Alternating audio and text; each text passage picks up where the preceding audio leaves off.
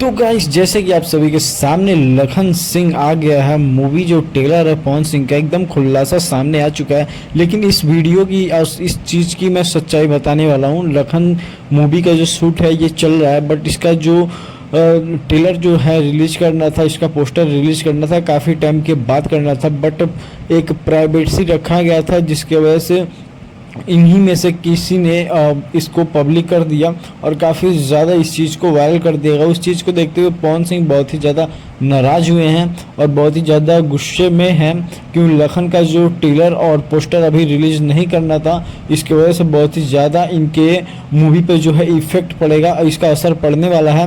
बाकी गाइस, मैं आप सभी को बता दूं कि अगर हमारे चैनल को सब्सक्राइब नहीं किया, प्लीज़ चैनल को सब्सक्राइब करके रख लीजिए, क्योंकि भोजपुरी से रिलेटेड आप लोगों को यहाँ पे खबरें मिलती हैं। बाकी ये जो मूवी आने वाली है, इस मूवी का शूट चल रहा है, बहुत ही जल्दी ये शूट कंप्लीट हो जाएगा। शूट कंप्लीट होते ही ये मूवी आप लोगों के पास जरूर आप लोगों को दिखाई देगा। बाकी ये मूवी कैसी लगी